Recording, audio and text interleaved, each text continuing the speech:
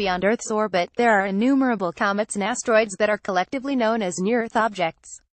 On occasion, some of these objects will cross Earth's orbit, and every so often, one will pass too close to Earth and impact on its surface. While most of these objects have been too small to cause serious damage, some have been large enough to trigger extinction-level events. For this reason, NASA and other space agencies have spent decades cataloging and monitoring the larger near-Earth asteroids in order to determine if they might collide with Earth at some point in the future. The only question has been, how many remain to be found? According to a recent analysis performed by Alan W. Harris of nearE, a California-based research company, only a handful of nearEs haven't been cataloged yet. These findings were the subject of a presentation made this week at the 49th annual meeting of the American Astronomical Society's Division for Planetary Sciences in Provo, Utah. As Harris indicated during the presentation, titled "The Population of Near-Earth Asteroids Revisited," previous estimates of the remaining nearEs have been plagued by a consequential round-off error that have skewed the results. The source of this error has to do with how organizations that monitor NEOs determine size-frequency distribution. Basically, estimates are given in terms of number versus brightness, since most discovery surveys were conducted in the visible spectrum. This is not a reliable way of determining size though, since asteroids don't all have the same albedo, aka reflectivity. As such, NEA brightness is expressed in units of absolute magnitude h, where lower numbers indicate brighter objects. The IAU Minor Planet Center, which is responsible for maintaining information on asteroid and other small body measurements, rounds off the reported values of h to the nearest 0.1 magnitude. As Harris explained during the course of his presentation, so, for example, a bin from h of 17.5 to 18.0 is really from 17.55 to 18.05, or 17.45 to 17.95, depending on which side of the bin you take, less than or equal to rather than less than.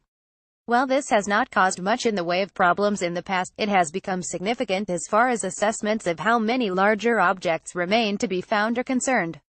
Harris first became aware of the potential for problems this past year after Dr. Pasquale Tricario, a senior scientist at the Planetary Science Institute, conducted a study that produced estimates different from those obtained by Harris and Italian astronomer Germano Di Bramo 2 years before.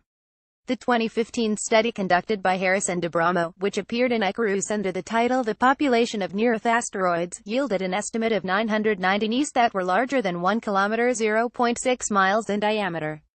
However, Tricario's study, "The Near-Earth Asteroid Population from 2 Decades of Observations," also published in Icarus, which was based on the opposite less than or equal to assumption, produced estimates that were 10% lower. As Harris explained, this prompted Di Bramo and him to consider a different approach. "We corrected the problem for the current analysis by choosing bin boundaries at 0.05 magnitudes, e.g. 17.25 to 17.75, so the 0.1 round-off thresholds naturally put objects in the right bin," he said.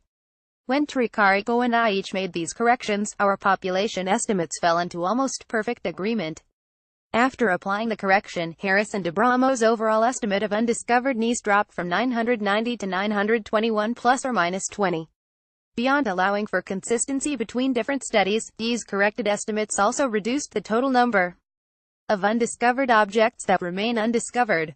According to the latest tallies from NASA's Jet Propulsion Laboratory, 884 nearEs that are about 1 kilometer in diameter have been discovered so far.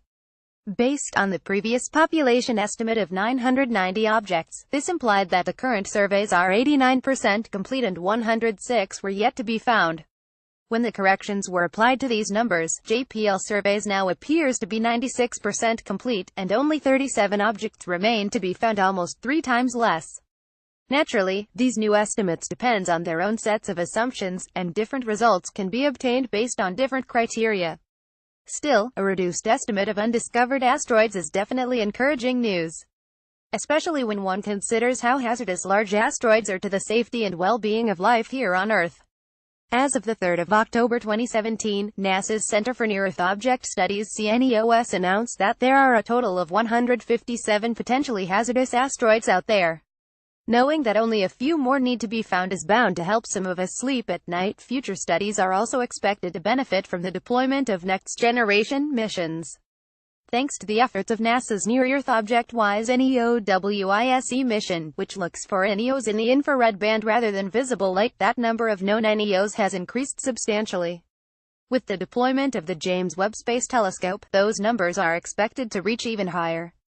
Between improvements in technology and methodology, a day may yet come when all near-Earth objects, be they big or small, potentially hazardous or harmless, are accounted for. Combined with asteroid defenses, like directed energy beams or robots, spacecraft capable of attaching themselves to asteroids and redirecting them, extinction-level events might very well become a thing of the past. This article was originally published with Universe Today. Read the original article.